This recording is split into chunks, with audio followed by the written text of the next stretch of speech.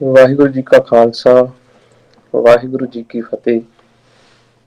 ਗੁਰੂ ਨਾਨਕ ਦੇਵ ਜੀ ਦੇ 550ਵੇਂ ਪ੍ਰਕਾਸ਼ ਪੁਰਬ ਦੇ ਸਮੇਂ ਤੇ ਉਲੀਕੇ ਗਏ ਸਮਾਗਮਾਂ ਦੀ ਲੜੀ ਵਿੱਚ ਗੁਰੂ ਨਾਨਕ ਦੇਵ ਜੀ ਦੇ 551ਵੇਂ ਪ੍ਰਕਾਸ਼ ਪੁਰਬ ਨੂੰ ਸਮਰਪਿਤ ਹਫ਼ਤਾਵਾਰੀ ਵੈਬੀਨਾਰ ਜੋ ਗੁਰੂ ਨਾਨਕ ਬਾਣੀ ਵਿਆਖਿਆ ਤੇ ਪ੍ਰਸੰਗਿਕਤਾ ਵਿਸ਼ੇ ਦੇ ਅਧੀਨ ਕਰਵਾਏ ਜਾ ਰਹੇ ਨੇ।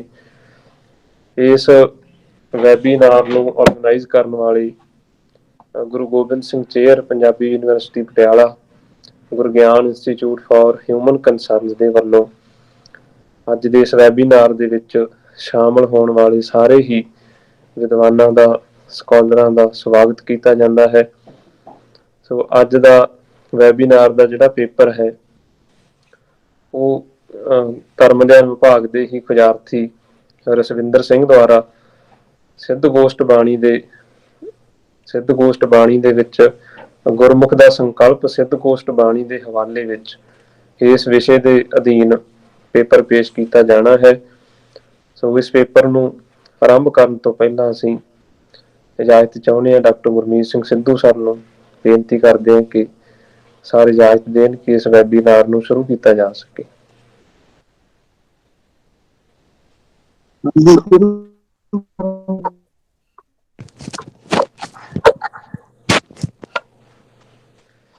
ਹਾਂਜੀ ਸਰ, ਕਰਾ ਦਈਏ ਸ਼ੁਰੂ ਜੀ? ਹਾਂਜੀ ਕਰੋ ਜੀ, ਕਰੋ, ਟਾਈਮ ਹੋ ਗਿਆ।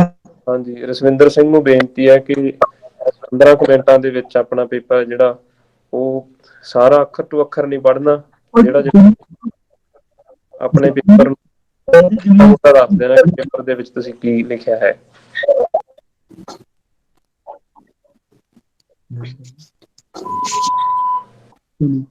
ਇਸ ਵੈਬੀਨਾਰ ਵਿੱਚ ਹਾਜ਼ਰ ਪ੍ਰੋਫੈਸਰ ਸਾਹਿਬਾਨ, ਵਿਦਿਆਰਥੀ ਅਤੇ ਵਿਦਵਾਨ ਸੱਜਣੋ, ਵਾਹਿਗੁਰੂ ਜੀ ਕਾ ਖਾਲਸਾ, ਵਾਹਿਗੁਰੂ ਜੀ ਕੀ ਫਤਿਹ। ਜਿਹੜਾ ਮੇਰਾ ਪੇਪਰ ਦਾ ਵਿਸ਼ਾ ਹੈ ਉਹ ਗੁਰਮੁਖ ਦਾ ਸੰਕਲਪ ਸਿੱਧ ਗੋਸ਼ਟ ਦੇ ਵਿਸ਼ੇਸ਼ ਹਵਾਲੇ ਨਾਲ। ਜਿਸ ਤਰ੍ਹਾਂ ਆਪ ਜੀ ਨੇ ਪੇਪਰ ਪੜ੍ਹੀ ਹੋਏਗਾ, ਸਭ ਨੂੰ ਸਰਕੂਲੇਟ ਕੀਤਾ ਗਿਆ ਸੀ। ਇਸ ਕਰਕੇ ਮੈਂ ਜਿਹੜਾ ਸਾਰ ਰੂਪ ਹੈ ਇਹਦਾ ਬਹੁਤ ਬਰੀਫ ਦੇ ਵਿੱਚ ਇੰਟਰੋਡਕਸ਼ਨ ਇਹਦੀ ਦੇਵਾਂਗਾ। ਗੁਰੂ ਨਾਨਕ ਪਾਤਸ਼ਾਹ ਦੀ ਇਹ ਬਾਣੀ ਰਾਮਕਲੀ ਰਾਗ ਦੇ ਵਿੱਚ 938 ਤੋਂ 946 ਅੰਗ ਦੇ ਉੱਪਰ ਸੁਭਾਏਮਾਨ ਹੈ। ਇਹ ਰਚਨਾ ਯੋਗ, ਸਿੱਧ ਅਤੇ ਨਾਥ ਮਤ ਵਰਗੇ ਤਿਆਗਵਾਦੀ ਪੰਥਾਂ ਦੀ ਵਿਚਾਰਧਾਰਾ ਦੇ ਵਿਭਿੰਨ ਪੱਖਾਂ ਨੂੰ ਪ੍ਰਸਤੁਤ ਕਰਦੀ ਹੈ ਅਤੇ ਇਹਨਾਂ ਪੰਥਾਂ ਦੇ ਵਿਖਿਆਤ ਪ੍ਰਤੀਕਾਂ ਦੀ ਦਾਰਸ਼ਨਿਕਤਾ ਦਾ ਪੁਨਰ ਚਿੰਤਨ ਪ੍ਰਸਤੁਤ ਕਰ ਗੁਰਮੁਖ ਜੋਗੀ ਦੀ ਜਿਹੜੀ ਸਿਰਜਣਾ ਹੈ ਉਹ ਕਰਦੀ ਹੈ। ਕੁੱਲ 73 ਪੌੜੀਆਂ ਨੇ। ਪਹਿਲੀਆਂ ਜਿਹੜੀਆਂ 18 ਪੌੜੀਆਂ ਨੇ ਉਹ 4-4 ਪੰਕਤੀ ਦੀਆਂ ਨੇ ਤੇ ਬਾਕੀ ਦੀਆਂ ਪੌੜੀਆਂ 6-6 ਪੰਕਤੀ ਦੀਆਂ ਨੇ। ਜਿਹੜਾ ਇਸ ਬਾਣੀ ਦਾ ਰਚਨਾ ਸਥਾਨ ਹੈ ਉਹਦੇ ਬਾਰੇ ਵੱਖ-ਵੱਖ ਵਿਦਵਾਨਾਂ ਦੀ ਵੱਖ-ਵੱਖ ਰਾਏ ਹੈ। Bhai Vir Singh, doctor Sher Singh, professor Sahib Singh, doctor Taran Singh, ਭਾਈ ਜੋਧ ਸਿੰਘ, ਇਹ ਜਿਹੜੇ ਬਾਣੀ ਦਾ ਉਚਾਰਨ ਹੈ ਇਹ ਮੰਨਦੇ ਕਿ ਅਚਲ ਬਟਾਲੇ ਵਿਖੇ ਬਾਣੀ ਗੁਰੂ ਨਾਨਕ ਪਾਤਸ਼ਾਹ ਨੇ ਉਚਾਰਨ ਕੀਤੀ। ਤੇ ਦੂਸਰੇ ਪਾਸੇ ਪੰਡਤ ਤਾਰਾ ਸਿੰਘ ਨਰੋਤਮ, ਡਾਕਟਰ ਜੋਧ ਸਿੰਘ, ਡਾਕਟਰ ਹਰਭਜਨ ਸਿੰਘ, ਇਸ ਦਾ ਜਿਹੜਾ ਉਚਾਰਨ ਸਥਾਨ ਨੇ ਉਹ ਸੁਮੇਰ ਪਰਬਤ ਮੰਨਦੇ ਨੇ। ਤੇ ਜਦੋਂ ਅਸੀਂ ਜਨਮ ਸਾਖੀ ਸਾਹਿਤ ਨੂੰ ਤੇ ਭਾਈ ਗੁਰਦਾਸ ਜੀ ਦੀਆਂ ਵਾਰਾਂ ਦਾ ਅਧਿਐਨ ਕਰਦੇ ਹਾਂ, ਇਹਨਾਂ ਤੋਂ ਜਿਹੜੇ 4 ਸਥਾਨ ਨੇ ਸਾਨੂੰ ਮਿਲਦੇ ਨੇ ਜਿਨ੍ਹਾਂ ਉੱਤੇ ਕਿਸੇ ਨਾ ਕਿਸੇ ਤਿਆਗਵਾਦੀ ਪੰਥ ਦੇ ਨਾਲ ਗੁਰੂ ਨਾਨਕ ਪਾਤਸ਼ਾਹ ਨੇ ਜਿਹੜੀ ਗੋਸ਼ਟ ਹੈ, ਵਿਚਾਰ ਚਰਚਾ ਹੈ ਉਹ ਕੀਤੀ ਹੈ। ਨਾਨਕ ਮੱਤਾ ਹੈ, ਗੋਰਖ ਹਟੜੀ ਹੈ, ਅਚਲ ਬਟਾਲਾ ਤੇ ਸੁਮੇਰ ਪਰਬਤ ਹੈ। ਇਹਨਾਂ ਸਥਾਨਾਂ ਤੇ ਕਿਤੇ ਨਾ ਕਿਤੇ ਜਿਹੜੀ ਇਹ ਬਾਣੀ ਹੈ ਉਹ ਉਚਾਰਨ ਕੀਤੀ ਗਈ। ਇਸ ਪੱਤਰ ਦਾ ਜਿਹੜਾ ਖੋਜ ਪੱਤਰ ਦਾ ਉਦੇਸ਼ ਹੈ ਉਹ ਗੁਰਮੁਖ ਦਾ ਜਿਹੜਾ ਸੰਕਲਪ ਹੈ ਉਸਨੂੰ ਵਿਸ਼ਵ ਵਿਆਪੀ ਅਰਥਾਂ ਦੇ ਵਿੱਚ ਗ੍ਰਹਿਣ ਕਰਨਾ। ਤੇ ਜਿਸ ਤਰ੍ਹਾਂ ਗੁਰੂ ਗ੍ਰੰਥ ਸਾਹਿਬ ਦੀ ਬਾਣੀ ਦਾ ਉਦੇਸ਼ ਜਾਂ ਉਸਦੇ ਵਰਣਿਤ ਜਿਹੜੇ ਸੰਕਲਪ ਨੇ ਉਹ ਸਮਸਤ ਜਿਹੜੀ ਮਾਨਵਤਾ ਹੈ ਉਸਦੇ ਲਈ ਸਾਂਝੇ ਨੇ, ਤੇ ਉਸੇ ਪ੍ਰਕਾਰ ਜਿਹੜੀ ਗੁਰਮੁਖ ਦੇ ਸੰਕਲਪ ਦੀ ਵਿਸ਼ਾਲਤਾ ਹੈ, ਜਿਹੜਾ ਉਸਦਾ ਦਾਇਰਾ ਹੈ, ਉਸਨੂੰ ਅਸੀਂ ਸਿੱਧ ਗੋਸ਼ਟ ਬਾਣੀ ਦੇ ਹਵਾਲੇ ਦੇ ਨਾਲ ਜਿਹੜਾ ਸਮਝਣ ਦਾ ਕੋਸ਼ਿਸ਼ ਕੀਤਾ ਹੈ। ਤੇ ਇਹ ਕਾਰਜ ਕਰਨ ਤੋਂ ਪਹਿਲਾਂ ਜਿਹੜੇ ਪਹਿਲਾਂ ਹੋ ਚੁੱਕੇ ਕਾਰਜ ਸੀ, ਜਿਸ ਤਰ੍ਹਾਂ ਸਾਡੇ ਪੇਪਰ ਬਣਾਉਣ ਦਾ ਇੱਕ ਸਟਰਕਚਰ ਅਸੀਂ ਨਿਰਧਾਰਿਤ ਕੀਤਾ ਸੀ, ਉਸ ਦੇ ਆਧਾਰ ਤੇ ਭਾਈ ਜੋਧ ਸਿੰਘ, ਦਰਸ਼ਨ ਸਿੰਘ, ਗੁਰਮੁਖ ਸਿੰਘ MA, ਮਨਜਿੰਦਰ ਸਿੰਘ, ਡਾਕਟਰ ਸ਼ਸ਼ੀ ਬਾਲਾ, ਇਹਨਾਂ ਦੁਆਰਾ ਜਿਹੜਾ ਪ੍ਰਮੁੱਖ ਕਾਰਜ ਸੀ ਖੁਜਾਰਤੀ ਰਣਜੀਤ ਸਿੰਘ ਦੁਆਰਾ ਐਮਫਿਲ ਦਾ ਥੀਸਿਸ ਕੀਤਾ ਗਿਆ, ਜਿਹੜਾ ਉਹਦਾ ਬਰੀਫ ਜਿਹੜਾ ਉਹਨਾਂ ਨੇ ਕੀ ਕੀਤਾ, ਕਿਸ ਤਰ੍ਹਾਂ ਕਾਰਜ ਕੀਤਾ, ਉਹ ਪੇਪਰ ਦੇ ਵਿੱਚ ਅੰਕਿਤ ਹੈ। ਇਹ ਉਪਰੋਕਤ ਜਿਹੜਾ ਸਾਹਿਤ ਵਿਵੇਚਨ ਹੈ, ਇਹਦੇ ਵਿੱਚੋਂ ਜਿਹੜੇ ਸਿੱਟੇ ਸਾਨੂੰ ਨਿਕਲੇ ਖਾਸ ਕਰਕੇ ਗੁਰਮੁਖ ਦੇ ਸੰਦਰਭ ਦੇ ਵਿੱਚ, ਉਹ ਇਹ ਨੇ ਕਿ ਜਦੋਂ ਗੁਰਮੁਖ ਸ਼ਬਦ ਦਾ ਅਧਿਐਨ ਪ੍ਰਸਤੁਤ ਕਰਨਾ ਹੈ ਤਾਂ ਜ਼ਿਆਦਾਤਰ ਕੀ ਕੀਤਾ ਜਾਂਦਾ ਹੈ ਕਿ ਗੁਰੂ ਨਾਨਕ ਬਾਣੀ ਦੇ ਵਿੱਚੋਂ ਤੇ ਭਾਈ ਗੁਰਦਾਸ ਦੀਆਂ ਵਾਰਾਂ ਦੇ ਵਿੱਚੋਂ ਕੁਝ ਪੰਕਤੀਆਂ ਨੇ ਜਿਹੜੀਆਂ ਜੋ ਗੁਰਮੁਖ ਦੇ ਨਾਲ ਰਿਲੇਟਡ ਨੇ ਉਹ ਲੈ ਲਈਆਂ ਜਾਂਦੀਆਂ ਤੇ ਉਹਨਾਂ ਦਾ ਟੀਕਾ ਮਾਤਰ ਹੈ ਜਿਹੜਾ ਉਹ ਪ੍ਰਸਤੁਤ ਕੀਤਾ ਜਾਂਦਾ। ਤੇ ਕੁਝ ਰਚਨਾਵਾਂ ਦੇ ਵਿੱਚ ਇਹੋ ਜਿਹਾ ਕਿ ਗੁਰਮੁਖ ਦਾ ਸੰਕਲਪ ਇਸ ਤਰ੍ਹਾਂ ਬਿਲਡ ਕੀਤਾ ਜਾਂਦਾ ਹੈ ਕਿ ਉਹ ਸਮਾਨ ਅੰਤਰ ਹੈ ਯੋਗ ਦੇ, ਜਿਹੜੀ ਪ੍ਰਚਲਿਤ ਧਾਰਾ ਉਸ ਦੀ। ਇਸ ਦੇ ਵਿੱਚ ਇਉਂ ਮਹਿਸੂਸ ਹੁੰਦਾ ਹੈ ਕਿ ਯੋਗ ਦਾ ਨਿਸ਼ੇਧ ਕਰਕੇ ਯੋਗ ਦੇ ਅਪੋਜ਼ਿਟ ਦੇ ਵਿੱਚ ਗੁਰੂ ਮਹਾਰਾਜ ਨੇ ਜਿਹੜਾ ਇੱਕ ਧਾਰਾ ਦਿੱਤੀ ਹੈ, ਇੱਕ ਮਾਡਲ ਸਿਰਜਿਆ ਹੈ, ਉਹ ਗੁਰਮੁਖ ਦਾ ਮਾਡਲ ਹੈ। ਤੇ ਤੀਸਰਾ ਜਿਹੜਾ ਗੁਰਮੁਖ ਦਾ ਵਿਖਿਆਨ ਹੈ ਉਹ ਪ੍ਰਸਤੁਤ ਕੀਤਾ ਜਾਂਦਾ ਹੈ ਨਿਖੇਧਾਤਮਕ ਕਥਨ ਵਿਧੀ ਦੇ ਨਾਲ। ਇੱਥੇ ਮਨਮੁਖ ਦੇ ਟਾਕਰੇ ਤੇ ਗੁਰਮੁਖ ਨੂੰ ਪ੍ਰਸਤੁਤ ਕੀਤਾ ਜਾਂਦਾ ਹੈ, ਮਨਮੁਖ ਦੀ ਵਿਆਖਿਆ ਕੀਤੀ ਜਾਂਦੀ ਹੈ ਤੇ ਜੋ ਮਨਮੁਖ ਨਹੀਂ ਉਹ ਗੁਰਮੁਖ। ਇਸ ਤਰ੍ਹਾਂ ਜਿਹੜੀ ਵਿਆਖਿਆ ਹੈ ਉਹ ਗੁਰਮੁਖ ਦੀ ਕੀਤੀ ਜਾਂਦੀ ਹੈ। ਜਿਹੜਾ ਅਸੀਂ ਇੱਥੇ ਗੁਰਮੁਖ ਦਾ ਸੰਕਲਪ ਦੇਖਣ ਦਾ ਯਤਨ ਕੀਤਾ ਹੈ, ਉਹਨੂੰ ਜਾਣਨ ਤੋਂ ਪਹਿਲਾਂ ਜਿਹੜਾ ਇਹ ਜਾਣਨਾ ਜ਼ਰੂਰੀ ਹੈ ਕਿ ਜਿਨ੍ਹਾਂ ਨਾਲ ਵਾਰਤਾਲਾਪ ਹੋਈ, ਕਿਉਂਕਿ ਪੂਰੇ ਗੁਰੂ ਗ੍ਰੰਥ ਸਾਹਿਬ ਦੇ ਵਿੱਚ ਇੱਕੋ ਇੱਕ ਬਾਣੀ ਹੈ ਜਿਹੜੀ ਸੰਬੋਧਨ ਵਰਗ ਨੂੰ ਹੋ ਕੇ ਜਦੋਂ ਅੰਕਿਤ ਕੀਤੀ ਤਾਂ ਉਹ ਸਿਰਲੇਖ ਦੇ ਵਿੱਚ ਉਹਨਾਂ ਦਾ ਨਾਮ ਅੰਕਿਤ ਹੈ, ਸਿੱਧ ਗੋਸ਼ਟ।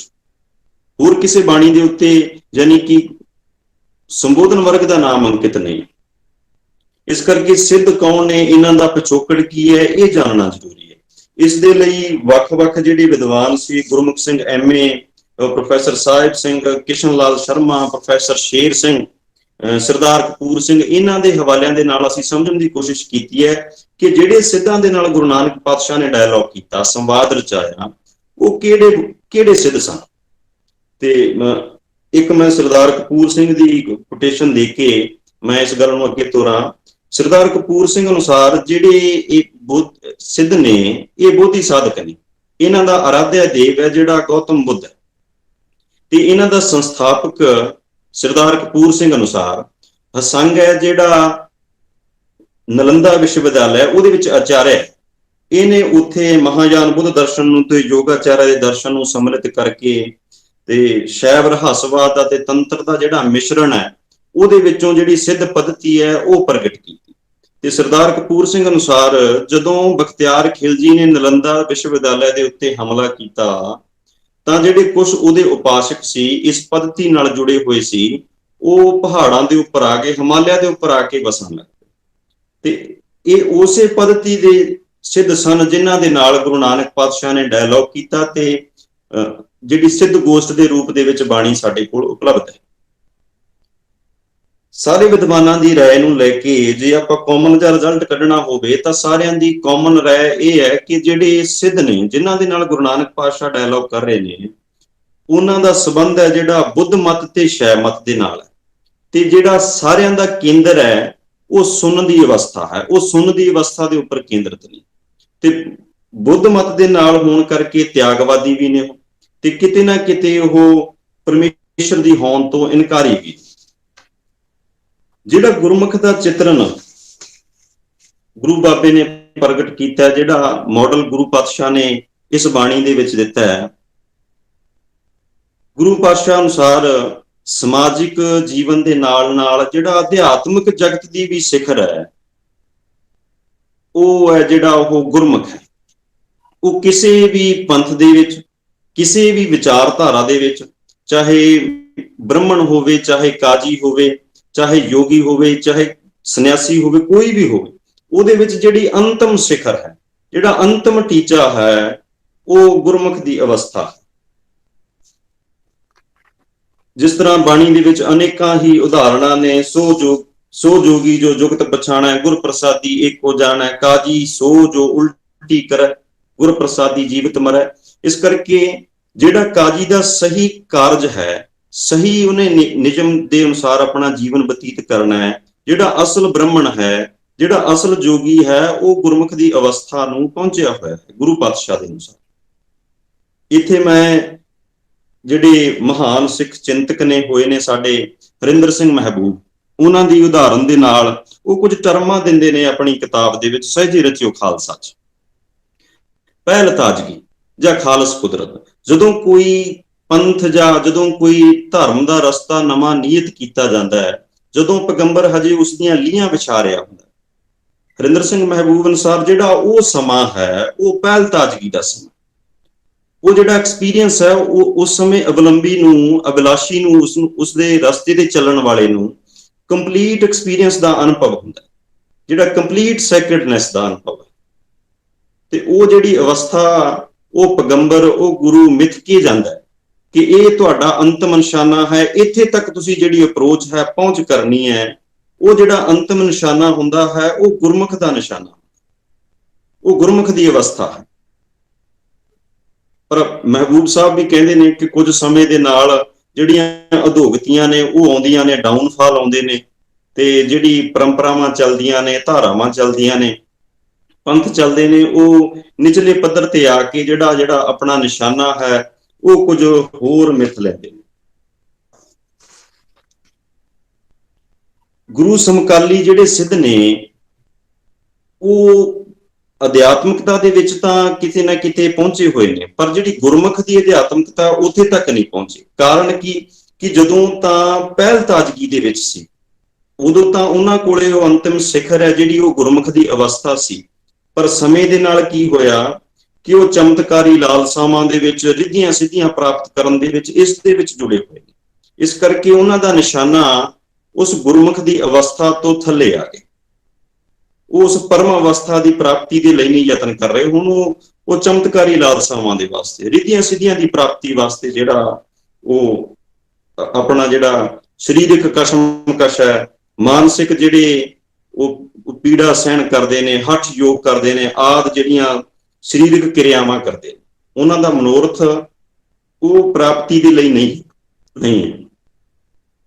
ਤੇ ਜਦੋਂ ਆਪਾਂ ਗੁਰਬਾਣੀ ਦੇ ਵਿੱਚੋਂ ਖਾਸ ਕਰਕੇ ਸਿੱਧ ਗੋਸ਼ਟ ਦੀ ਪਹਿਲੀ ਪੌੜੀ ਹੈ ਜਿਹੜੀ ਉਹ ਪੜ੍ਹਨੀ ਕਰਦੇ ਆ, ਗੁਰੂ ਪਾਤਸ਼ਾਹ ਫਰਮਾਉਂਦੇ ਨੇ, ਸਿੱਧ ਸਭਾ ਕਰ ਆਸਨ ਬੈਠੇ, ਸੰਤ ਸਭਾ ਜੈਕਾਰੋ, ਤਿਸ ਆਗੇ ਰਹਿ ਰਾਸ ਹਮਾਰੀ, ਸਾਚਾ ਅਪਰ ਅਪਾਰੋ, ਮਸਤਕ ਕਾਟ ਧਰੀ ਤਿਸ ਆਗੇ, ਤਨ ਮਨ ਆਗੇ ਦਿਓ, ਨਾਨਕ ਸੰਤ ਮਿਲੈ ਸੱਚ ਪਾਈਐ, ਸਹਿਜ ਭਾਏ ਜਸ ਲੈ। ਜਿਹੜਾ ਇੱਥੇ ਗੁਰੂ ਪਾਤਸ਼ਾਹ ਨੇ ਜਿਸ ਸੰਤ ਸਭਾ ਦੀ ਮਹਿਮਾ ਮੰਡਨ ਕੀਤਾ ਹੈ, ਜਿਹੜੀ ਸਿੱਧ ਸਭਾ, ਸਿੱਧ ਮੰਡਲੀ ਜਿਹੜੀ ਜਿਹਦੇ ਅੱਗੇ ਗੁਰੂ ਪਾਤਸ਼ਾਹ ਰਹਿਰਾਸ ਕਰਦੇ ਨੇ ਜਾਂ ਜਿਸ ਨੂੰ ਮਹਿਮਾ ਮੰਡਿਤ ਕਰਦੇ ਨੇ, ਉਹਦਾ ਜਿਹੜਾ ਕੇਂਦਰੀ ਪੁਆਇੰਟ ਹੈ, ਕੇਂਦਰ ਹੈ ਜਿਹੜਾ ਉਹ ਆਦਿ ਬਿੰਬ ਆਰਕੇਟਾਈਪ ਹੈ ਜਿਹੜਾ ਉਹਨਾਂ ਦਾ, ਉਹ ਪਾਰ ਬ੍ਰਹਮ ਹੈ। ਉਹ ਸਿੱਧ ਸਭਾ ਹੈ ਜਿਸ ਦੇ ਵਿੱਚ ਕੇਂਦਰ ਦੇ ਵਿੱਚ ਪਰਮੇਸ਼ਰ ਹੈ। ਇੱਥੇ ਕੀ ਹੋਇਆ, ਗੁਰੂ ਪਾਤਸ਼ਾਹ ਨੇ ਜਿਹੜਾ ਉਹ ਸੁੰਨ ਦੇ ਆਧਾਰਿਤ ਜਿਨ੍ਹਾਂ ਨੇ ਕੇਂਦਰ ਜਿਹੜਾ ਆਪਣਾ ਸੁੰਨ ਮੰਨਿਆ ਹੋਇਆ ਸੀ, ਪਾਤਸ਼ਾਹ ਨੇ ਉਹ ਬ੍ਰੇਕ ਕਰਕੇ ਸੁੰਨ ਨੂੰ ਅਨਹਦ ਸੁੰਨ ਦੇ ਵਿੱਚ ਤਬਦੀਲ ਕਰ ਦਿੱਤਾ। ਅਨਹਦ ਸੁੰਨ ਹੈ ਜਿਹੜਾ ਉਹ ਪਰਮੇਸ਼ਰ ਹੈ।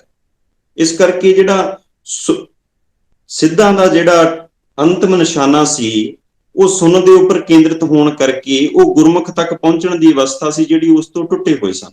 ਜਦੋਂ ਗੁਰੂ ਪਾਤਸ਼ਾਹ ਨੇ ਇਹ ਜਿਹੜਾ ਰਸਤਾ ਨਿਰਧਾਰਿਤ ਕੀਤਾ ਜਿਸ ਦੇ ਕੇਂਦਰ ਦੇ ਵਿੱਚ ਉਹ ਪਰਮੇਸ਼ਰ ਹੈ, ਗੁਰਮੁਖ ਦੇ ਕੇਂਦਰ ਦੇ ਵਿੱਚ ਪਰਮੇਸ਼ਰ ਹੈ, ਇੱਥੇ ਸਿੱਧਾਂ ਨੂੰ ਉਹ ਰਸਤਾ ਨਿਰਧਾਰਿਤ ਕੀਤਾ ਤਾਂ ਕੁਝ ਸਵਾਲ ਨੇ ਜਿਹੜੇ ਉਹਨਾਂ ਤੋਂ ਬਾਅਦ ਜਿਹੜੇ ਸਿੱਧ ਨੇ ਉਹ ਜਗਿਆਸਾ ਵਸ ਸਵਾਲ ਪੁੱਛ ਰਹੇ, ਜਿਹੜੇ ਆਦਿ ਜੁਗਾਦੀ ਸਵਾਲ ਨੇ, ਜਿਹੜੇ ਉਹਨਾਂ ਦੇ ਪੰਥ ਦੇ ਸਾਹਮਣੇ ਬੜੇ ਲੰਮੇ ਸਮੇਂ ਤੋਂ ਅੜੇ ਖੜੇ। ਇਸ ਕਰਕੇ ਗੁਰੂ ਪਾਤਸ਼ਾਹ ਨੇ ਜਿਹੜਾ ਆਰਕੇਟਾਈਪ ਸਿਰਜਿਆ ਉਹ ਸਿੱਧ ਸਭਾ ਦਾ, ਉਹ ਪਰਮੇਸ਼ਰ ਦਾ ਆਰਕੇਟਾਈਪ ਉਹਨਾਂ ਨੂੰ ਦਿੱਤਾ, ਜਿਹੜਾ ਕੇਂਦਰੀ ਬਿੰਦੂ ਬਣਿਆ ਉਹਨਾਂ ਦਾ, ਜਿਸ ਦੇ ਨਾਲ ਜਿਹੜਾ ਗੁਰਮੁਖ ਹੈ, ਜਿਹੜਾ ਸਿੱਧ ਹੈ ਉਹ ਵੀ ਗੁਰਮੁਖ ਹੋ ਗਏ। ਇਸ ਪ੍ਰਕਾਰ ਜਿਹੜੇ ਸਿੱਧਾਂ ਦੇ ਪ੍ਰਤੀਕ ਸੀ, ਚਿੰਨ੍ਹ ਸੀ, ਗੁਰੂ ਪਾਤਸ਼ਾਹ ਨੇ ਉਹਨਾਂ ਨੂੰ ਵੀ ਸੱਤ ਨਾਲ ਜੋੜਿਆ। ਜਿਸ ਤਰ੍ਹਾਂ ਮੁੰਦਰਾ ਹੈ, ਝੋਲੀ ਹੈ, ਖਿੰਥਾ ਹੈ, ਡੰਡਾ ਹੈ, ਇਹਨਾਂ ਨੂੰ ਗੁਰੂ ਪਾਤਸ਼ਾਹ ਨੇ ਜਿਹੜੇ ਸੱਤ ਨਾਲੋਂ ਵਿਭਾਜਿਤ ਹੋਣ ਕਰਕੇ, ਟੁੱਟਣ ਕਰਕੇ ਇਹ ਕਿਸੇ ਕੰਮ ਦੇ ਨਹੀਂ ਰਹੇ ਸੀ। ਇਸ ਕਰਕੇ ਗੁਰੂ ਪਾਤਸ਼ਾਹ ਨੇ ਇਹਨਾਂ ਨੂੰ ਵੀ ਉਸ ਸੱਤ ਦੇ ਨਾਲ ਜੋੜਿਆ ਤਾਂ ਜੋ ਜਿਹੜਾ ਜੋਗੀ ਹੈ ਉਹ ਵੀ ਗੁਰਮੁਖ ਦੀ ਜਿਹੜੀ ਅਵਸਥਾ ਨੂੰ ਪ੍ਰਾਪਤ ਕਰ ਸਕੇ।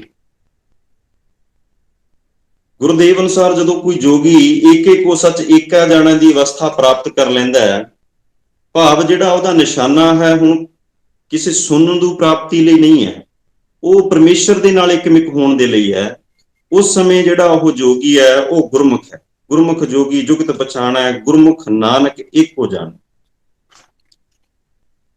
ਇਸ ਕਰਕੇ ਜਿਹੜਾ ਗੁਰਮੁਖ ਦਾ ਸੰਕਲਪ ਸਾਨੂੰ ਇਸ ਬਾਣੀ ਦੇ ਵਿੱਚ ਨਜ਼ਰ ਆਉਂਦਾ ਦਿਖਾਈ ਦਿੱਤਾ, ਉਹ ਪਹਿਲੀ ਮੌਲਿਕਤਾ ਹੈ। ਕਿਸੇ ਵੀ ਧਰਮ ਦੀ ਜਿਹੜੀ ਪਹਿਲ ਤਾਜ਼ਗੀ ਹੈ, ਜਿਹੜਾ ਮਨੁੱਖ ਉਸ ਤਾਜ਼ਗੀ ਦੇ ਵਿੱਚ ਜਿਉਂਦਾ ਹੈ, ਉਹ ਗੁਰਮੁਖ ਦੀ ਅਵਸਥਾ ਨੂੰ ਪ੍ਰਾਪਤ ਕਰਦਾ ਹੈ।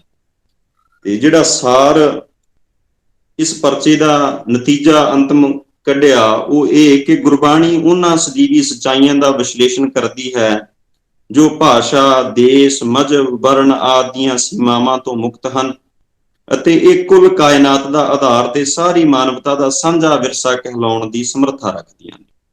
ਗੁਰੂ ਨਾਨਕ ਦੇਵ ਜੀ ਸਿੱਧ ਗੋਸ਼ਟ ਅੰਦਰ ਸਿੱਧਾਂ ਦੇ ਉਸ ਲਕਸ਼ ਨੂੰ ਰੂਪਮਾਨ ਕਰਦੇ ਹਨ ਜਿਸ ਤੋਂ ਉਹ ਵੰਚਿਤ ਹੋ ਰਿੱਧੀਆਂ ਸਿੱਧੀਆਂ ਦੀ ਪ੍ਰਾਪਤੀ ਵਿੱਚ ਲੀਨ ਸਨ। ਪਾਤਸ਼ਾਹ ਸੁੰਨ ਦੇ ਪ੍ਰਤੀਕ ਦਾ ਪੁਨਰ ਚਿੰਤਨ ਪ੍ਰਸਤੁਤ ਕਰ ਉਸ ਨੂੰ ਅਨਹਦ ਸੁੰਨ ਨਾਲ ਭੇਦ ਕਰ ਦਿੰਦੇ। ਇਸ ਪ੍ਰਕਾਰ ਜੋਗੀ ਦਾ ਕੇਂਦਰੀ ਬਿੰਦੂ ਸੁੰਨ ਤੋਂ ਉੱਪਰ ਅਕਾਲ ਮੂਰਤ ਪਾਰ ਬ੍ਰਹਮ ਹੋ ਜਾਂਦਾ ਤੇ ਅੰਤੋਂ ਗੁਰਮੁਖ ਦੀ ਪਦਵੀ ਨੂੰ ਪ੍ਰਾਪਤ ਕਰ ਜਾਂਦਾ। ਸਦਾਚਾਰਕ ਪੱਖ ਦੇ ਨਾਲ ਨਾਲ ਅਧਿਆਤਮਕ ਪੱਖ ਦੀ ਸਿਖਰ ਹੈ ਜਿਹੜੀ, ਉਹ ਕਿਸੇ ਵੀ ਧਰਮ ਦੇ ਵਿੱਚ, ਕਿਸੇ ਵੀ ਮਜ਼ਹਬ ਦੇ ਵਿੱਚ, ਕਿਸੇ ਵੀ ਧਾਰਾ ਦੇ ਵਿੱਚ ਹੋਵੇ, ਗੁਰੂ ਪਾਤਸ਼ਾਹ ਅਨੁਸਾਰ ਉਹ ਗੁਰਮੁਖ ਹੈ। ਇਸ ਕਰਕੇ ਜਿਹੜਾ ਗੁਰਮੁਖ ਦਾ ਸੰਕਲਪ ਹੈ ਉਹ ਕਿਸੇ ਦਾਇਰੇ ਦੇ ਵਿੱਚ, ਕਿਸੇ ਖਾਸ ਧਰਮ ਦੇ ਵਿੱਚ ਨਹੀਂ ਬੰਨਿਆ ਜਾ ਸਕਦਾ।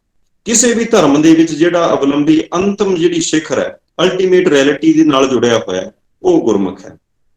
ਇੰਨੀਆਂ ਕੁ ਬੇਨਤੀਆਂ ਦੇ ਨਾਲ ਜਿਹੜਾ ਮੈਂ ਆਪਣਾ ਪੇਪਰ ਹੈ ਇਸ ਆਸ ਦੇ ਨਾਲ ਸਮਾਪਤ ਕਰਦਾ ਕਿ ਤੁਹਾਡੇ ਵੱਲੋਂ ਸੋਹਣੇ ਸੁਝਾਅ, ਨੇਕ ਸੁਝਾਅ ਮਿਲਣਗੇ ਜਿਸ ਦੇ ਨਾਲ ਇਸ ਨੂੰ ਹੋਰ ਸਵਾਰਿਆ ਤੇ ਸੁਧਾਰਿਆ ਜਾ ਸਕੇ। ਵਾਹਿਗੁਰੂ ਜੀ ਕਾ ਖਾਲਸਾ, ਵਾਹਿਗੁਰੂ ਜੀ ਕੀ ਫਤਿਹ।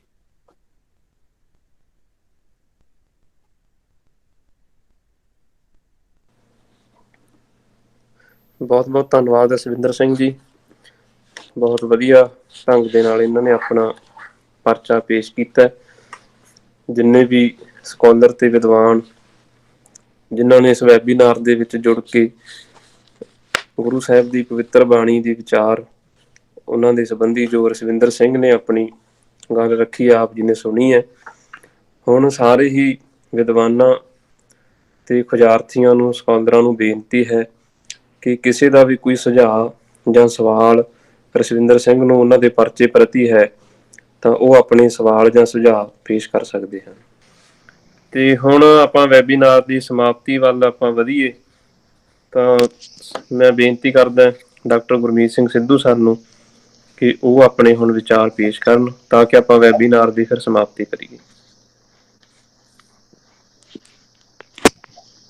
ਸਭ ਤੋਂ ਪਹਿਲਾਂ ਤਾਂ ਰਸਵਿੰਦਰ ਸਿੰਘ ਨੂੰ ਮੁਬਾਰਕਬਾਦ, ਇਹਨੇ ਆਪਣਾ ਬਹੁਤ ਸੋਹਣਾ ਪੇਪਰ ਪਹਿਲਾਂ ਤਿਆਰ ਕੀਤਾ, ਫਿਰ ਉਹ ਪੇਪਰ ਪੜ੍ਹਿਆ ਤੇ ਵਧੀਆ ਕੌਨਫੀਡੈਂਸ ਦੇ ਨਾਲ ਪ੍ਰਜੈਂਟ ਕੀਤਾ।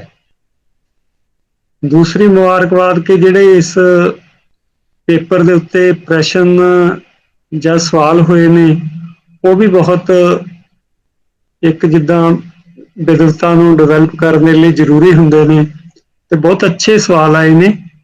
ਸੋ ਆਪਾਂ ਆਪਣੇ ਆਪ ਨੂੰ ਇਸ ਗੱਲ ਦੀ ਮੁਬਾਰਕਬਾਦ ਲੈ ਲਈਏ, ਜ਼ਿਆਦਾ ਸਮਾਂ ਨਾ ਲਾਈਏ। ਇੱਕ ਜਦੋਂ ਅਗਲਾ ਸੈਮੀਨਾਰ ਕਰਾਂਗੇ ਉਦੋਂ ਕੇਵਲ ਸਵਾਲ ਹੀ ਹੋਵੇ, ਉਹਦੀ ਅੱਗੇ ਵਿਆਖਿਆ ਨਹੀਂ ਕਰਨੀ।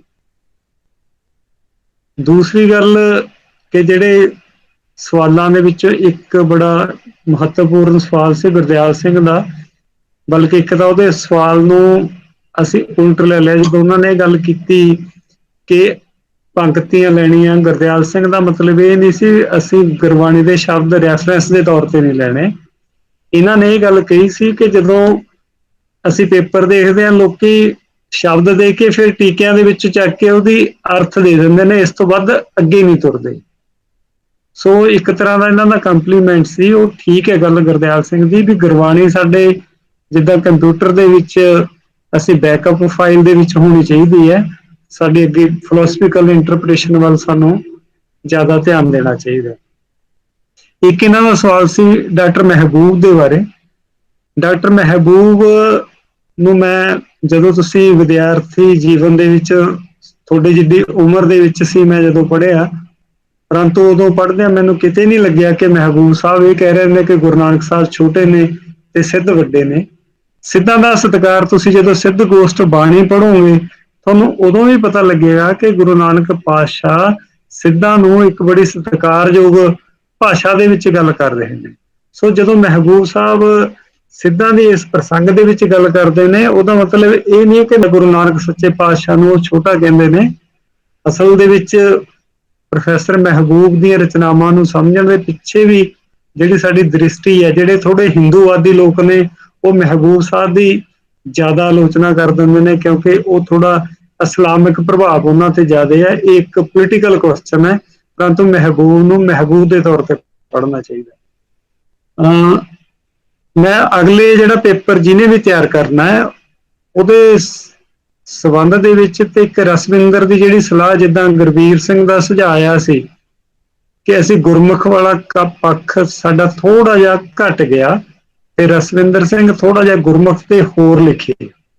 ਜਿਹੜਾ ਇਹਨਾਂ ਨੇ ਅੱਗੇ ਲਿਖਿਆ ਉਹ ਵੀ ਜ਼ਰੂਰੀ ਹੈ ਕਿਉਂਕਿ ਜਿਨ੍ਹਾਂ ਨੇ ਪੇਪਰ ਤਿਆਰ ਕਰਨੇ ਨੇ ਉਹਨਾਂ ਦੇ ਲਈ ਆਪਾਂ ਇੱਕ ਫਾਰਮੈਟ ਬਣਾਇਆ ਹੋਇਆ ਕਿ ਜਿਸ ਵਿਸ਼ੇ ਤੇ ਕੰਮ ਕਰਨਾ, ਜਿਸ ਬਾਣੀ ਤੇ ਕੰਮ ਕਰਨਾ, ਉਸ ਬਾਣੀ ਤੇ ਜਿੰਨਾ ਹੁਣ ਤੱਕ ਕੰਮ ਹੋਇਆ ਉਹਦਾ ਅਸੀਂ ਰਿਵਿਊ ਪੇਸ਼ ਕਰਾਂਗੇ।